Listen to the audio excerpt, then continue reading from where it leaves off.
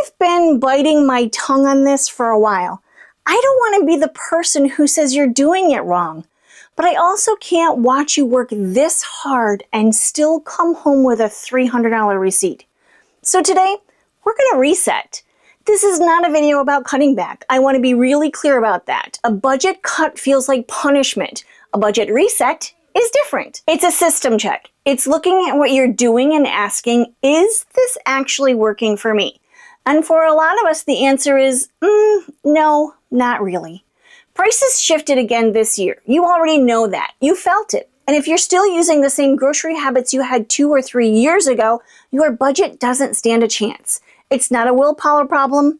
It's a mismatch problem. Most women don't have a spending problem per se. They have a habits problem. So here are 7 moves.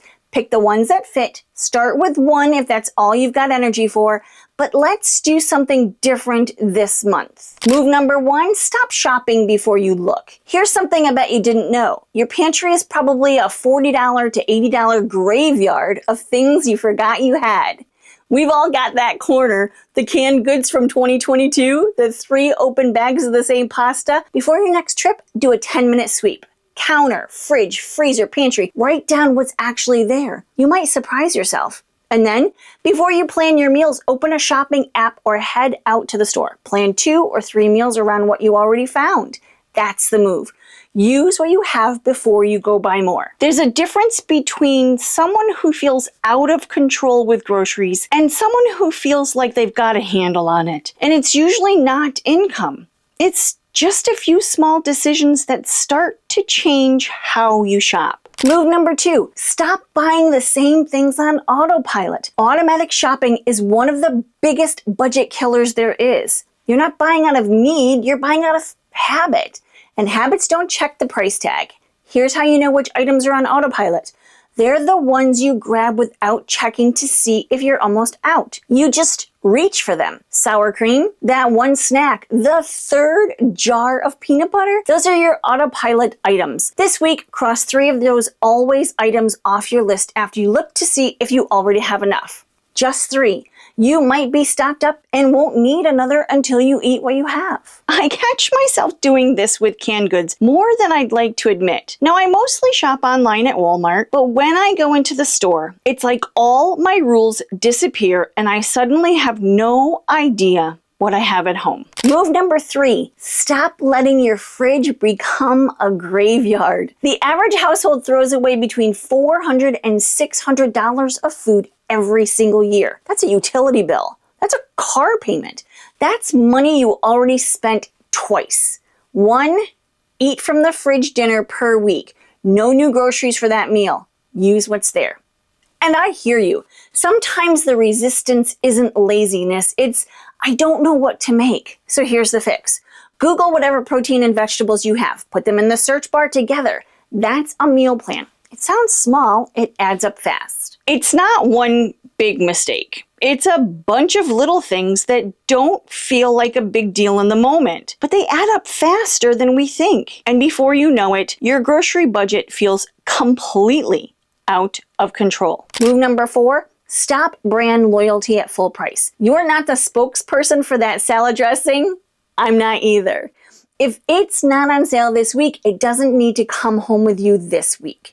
Pick 5 things you buy every single trip. Find the store brands or sale equivalent for each one, just this trip. That's the experiment. You don't have to commit forever, just try it once. Now, I heard the Aldi brand of mayo is actually Hellmann's. Have you tried it? Is it any good? Move number 5, stop ignoring your freezer. Your grandmother didn't have a $400 grocery bill. She had a full freezer. That wasn't an accident. That was intentional. Anything that won't be eaten in 2 days, it goes in the freezer today.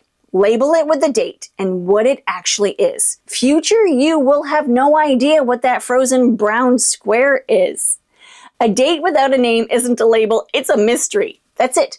That's the whole move. The freezer is your buffer against waste, and most of us aren't using it the way that we could. I can't tell you how many times I've pulled something out of the freezer and had no idea what it's supposed to be. If it's not labeled, there's a good chance it's not getting eaten. If you want the full system, not just the grocery piece, I wrote all of this in my book, Fundamentally Frugal. I'll leave a link below. Let's keep going. Move number 6, stop shopping without a ceiling. Walking into a grocery store without a budget is like going somewhere without knowing how long you're staying. You just keep going. And the store is designed for exactly that. Write your ceiling on your hand before you walk in if you need to. Not on your phone, on your hand. A real number. Know it before you touch a cart. It changes your decisions the second you walk through the door. Because the moment you have a number, your brain shifts. You stop asking, what do I want? And start asking, what do I need? That shift is the whole game. If you normally shop at Walmart, add everything that you're going to get into their online shopping cart. You don't have to check out, but at least you have an idea of how much those groceries will cost, so you aren't going over budget. I've noticed this about myself. If I don't slow down in the store, I just keep adding things. Not because I need them, just because they're there and they look good. And that's usually where things start to go off track. Move number 7, stop the I deserve this cart creep. We all do it. You're tired, you're stressed, and suddenly there's $25 of things in your cart that weren't on your list. This is not a willpower problem. It's a system problem, and you can fix systems. Add a want line to your grocery list. If it's not already written down when you spot it in the store, it goes on next week's list. Not today's cart. Give it a week. If you still want it, get it. Most of the time you won't. Now I can tell you that for me, it's snacks. I have to go back through my online grocery cart after I'm done before I order and take out all the snacks. It's a thing for me. I know this about myself. Now, last October, I challenged myself to stop grocery shopping until I actually used what I had. I went through my pantry, my cupboards, and freezers, expecting a few forgotten things. What I found was an embarrassment. Canned goods, partial frozen leftovers from who knows when, and way more meat than I thought I had. Enough to feed my family for 2 weeks. It saved me some money to put away for Christmas. However, I realized this wasn't just about money. It was about attention. Once you start catching these habits while they're happening, everything changes. You slow down just enough to make a different decision, and that's usually where the money starts to stay in your pocket. And here's what I actually want you to take from this. These aren't tips, they're identity decisions. Women who manage their grocery bill well, they don't shop differently because they have to. They shop differently because that's who they decided they want to be. They've decided that their money deserves the same attention they give everything else in their lives. A grocery reset isn't about spending less, it's about deciding what you actually value. The woman who shops with intention isn't depriving herself. She's protecting something. Her savings, her stress level, her sense of being in control of something. That's who you're becoming when you do this work. Whatever you take away from this today, I want it to be this. A reset doesn't have to be dramatic. Pick one thing from this list, just one. Do it this week. And if you are willing, come back and leave me a comment telling me which one you chose. I read all of the comments and I want to know. Now, if this video spoke to you, don't forget to like, share, subscribe, and watch this video next.